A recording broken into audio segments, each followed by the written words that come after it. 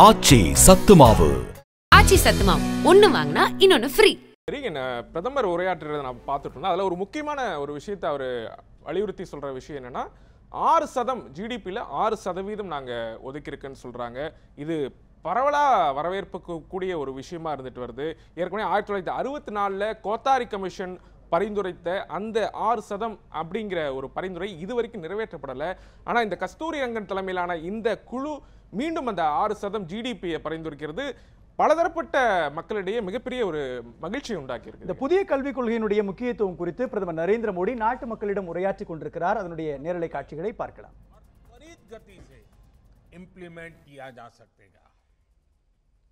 आज समय की मांग है कि इनोवेशन और एडॉप्शन की जो वैल्यूज हम समाज में निर्मित करना चाहते हैं वो खुद हमारे देश के इंस्टीट्यूशन से शुरू होनी चाहिए और जिसका नेतृत्व आप सबके पास है।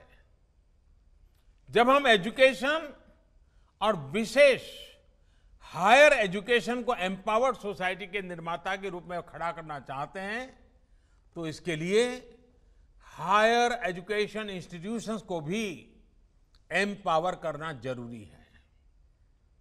और मैं जानता हूं जैसे ही इंस्टीट्यूशंस को एम्पावर करने की बात आती है तो उसके साथ ही एक और शब्द चला आता है और वो शब्द आप भली बात ही जानते हैं। वो शब्द क्या है? ऑटोनॉमी।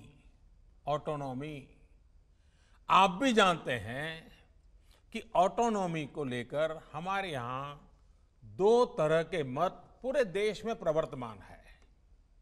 एक कहता है कि सब कुछ सरकारी नियंत्रण से पूरी सख्ती से चलना चाहिए, तो दूसरा कहता है कि सभी संस्थानों को बाय डिफॉल्ट ऑटोनॉमी मिलनी चाहिए। पहली अप्रोच में नॉन गवर्नमेंट संस्थानों के प्रति मिसट्रस्ट दिखता है, तो दूसरी अप्रोच में ऑटोनॉमी को एंटाइटलमेंट के रूप में भी ट्रीट किया जाता है। गुड क्वालिटी एजुकेशन का रास्ता इन दोनों के बीच में से ही निकलता है, दोनों मतों के मध्य से ही निकलता है। जो संस्थान क्वालिटी एजुकेशन के लिए ज्यादा काम करे उसको ज्यादा फ्रीडम से रिवॉर्ड किया जाना चाहिए। इससे क्वालिटी को एनकरेजमेंट मिलेगा और सबको ग्रो करने के लिए इंसेंटिव भी मिलेगा।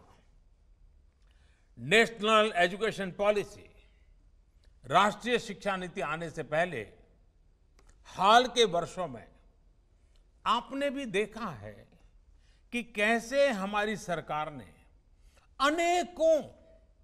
अनेकों इंस्टीट्यूशंस को ऑटोनॉमी देने की पहल की है। मुझे उम्मीद है राष्ट्रीय शिक्षा नीति का जैसे जैसे विस्तार होगा शिक्षा संस्थानों को ऑटोनॉमी की प्रक्रिया भी और तेज होगी।